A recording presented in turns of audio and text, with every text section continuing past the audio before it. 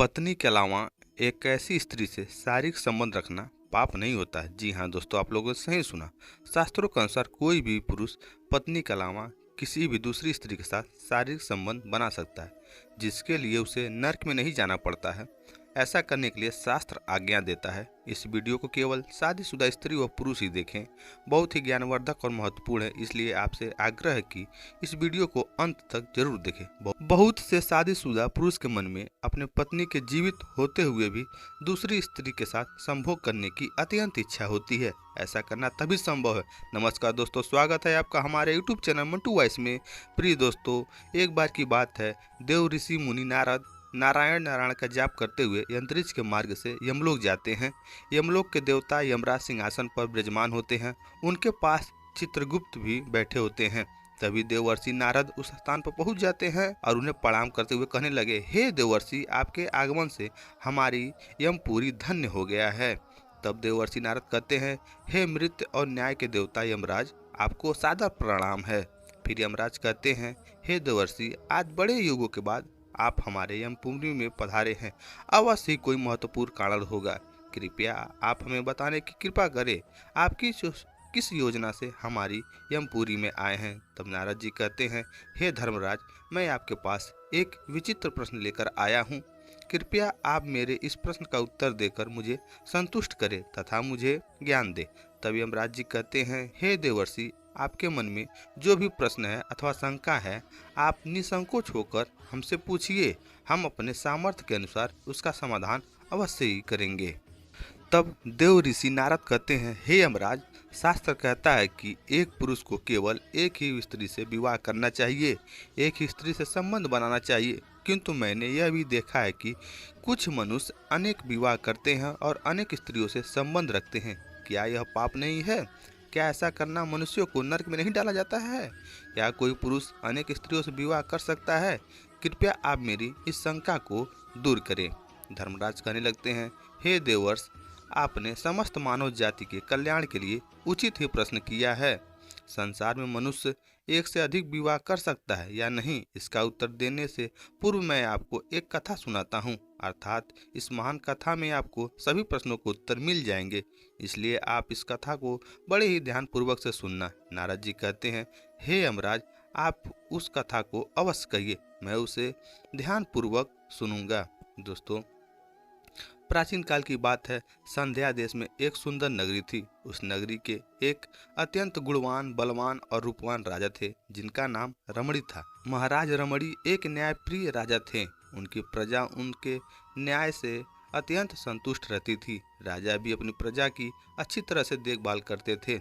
महाराज की पत्नी का नाम सुमति था, जो अत्यंत सुंदर, गुणवान, चरित्रवान और प्रतिव्रता नारी थी। महाराज रमणी और रानी सुमति बहुत ही दयालु स्वभाव के थे, किंतु महाराज को कोई संतान नहीं था, जिससे महाराज अत्यंत दुखी और चिंतित में रहते थे। महाराज ने अनेक वैद्य बुलाए और एक पुत्र प्राप्ति के लिए अनेक उपाय, दान, धर्म, व्रत, किंतु उन्हें किसी भी उपाय से संतुष्ट नहीं मिली। फिर एक दिन प्रजा महाराज के पास आते हैं और कहते हैं, हे महाराज, आप पुत्र प्राप्ति के लिए दूसरा विवाह करें। किंतु तब महाराज प्रजा से कहते हैं, ऐसा करना घोर पाप होता है।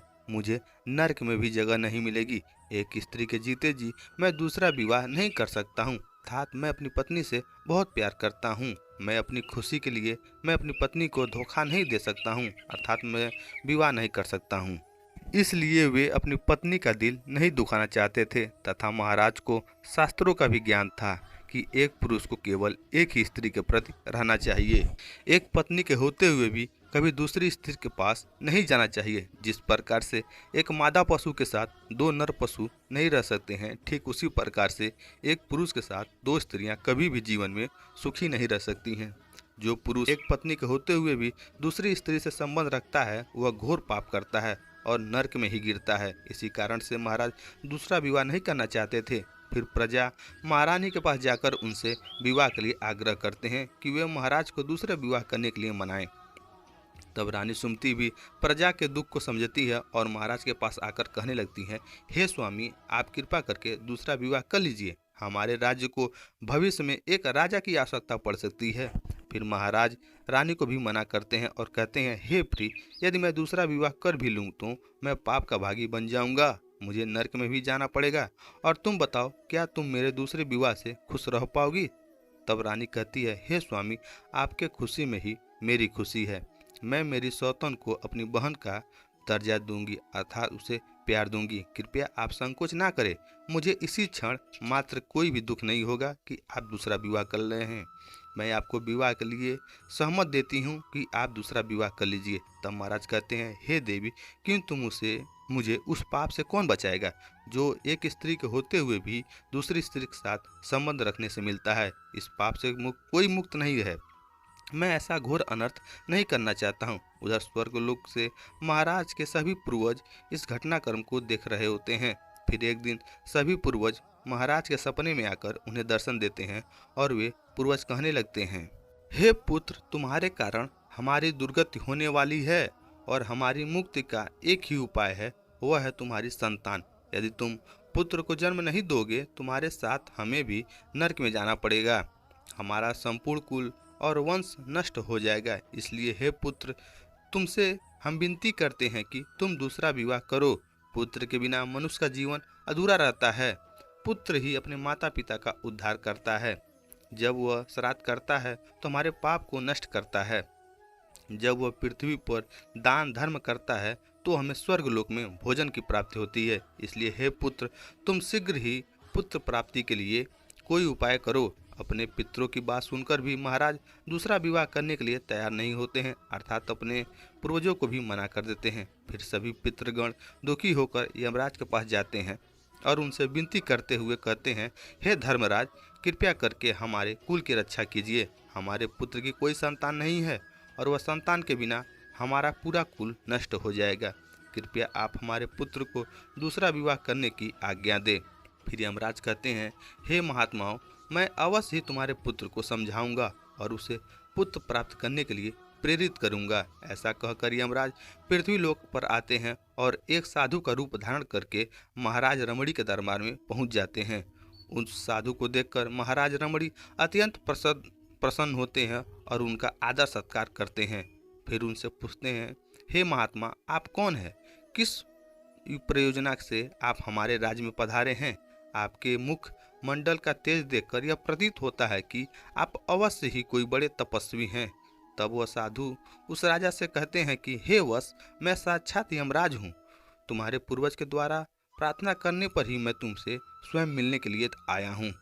वह साधु यमराज महाराज से कहते हैं, हे वत्स, शास्त्र कहता है कि मनुष्य को मोक्ष प्राप्ति के लिए पुत्र को जन्म देना अत्यंत आवश्यक है।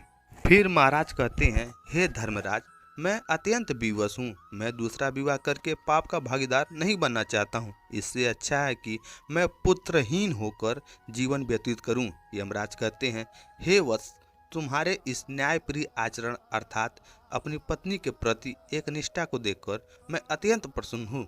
किंतु एक मनुष्य दूसरा विवाह अवश्य कर सकता है, इसमें कोई पाप नहीं है। यदि किसी पुरुष की पत्नी उसके दूसरे विवाह के लिए सहमति देती है, अर्थात वह अपनी पत्नी से कहती है कि वह आप दूसरा विवाह अवश्य कर सकते हैं, तो उस समय पुरुष दूसरा विवाह निश्चित ही रूप से कर सकता है। इसमें कोई पाप नहीं है। इसमें शास्त्र कहता है कि यदि एक पत्नी से पुत्र की प्राप्ति नहीं होती है और उसकी पत्नी उसे दूसरा विवाह करने की अनुमति देती है, तो उस स्थिति में दूसरा विवाह करने में कोई संकोच नहीं करना चाहिए। साक्षात यमराज के द्वारा ऐसे वचन सुनकर महाराज अत्यंत प्रसन्न हो जाते हैं और यमराज को धन्यवाद देते हैं। फिर महाराज अपनी पत्नी सुमति के पास जाते हैं और उससे दूसरा विवाह करने की अनुमति मांगते हैं, तो महारानी सुमति भी उन्हें दूसरा विवाह करने की अनुमति दे देती हैं। तब महाराज रमणी दूसरी स्त्री से विवाह कर लेते हैं, जिससे उन्हें एक सुंदर ही पुत्र रत्न की प्राप्ति होती है। उधर स्वर्गलोक में भी सभी पूर्वज भी आनंदित हो जाते हैं और यमराज का बार बार धन्यवाद करते हैं। तो मित्रों, आपको बात समझ में आ गई होगी कि किन स्थिति में पुरुष को दूसरा विवाह करके वंश बढ़ाने की शारीरिक संबंध बनाना चाहिए, अर्थात एक पुरुष को किस स्थिति में गैर स्त्री के साथ गैर संबंध बनाना चाहिए। मित्रों, जानकारी आप लोग को पसंद आई होगी तो वीडियो को लाइक करें और अपने परिवार, मित्रगण एवं रिलेशन में इसको शेयर करें। मिलते हैं आपसे फिर एक नई वीडियो के साथ, तब तक के लिए हर हर महादेव।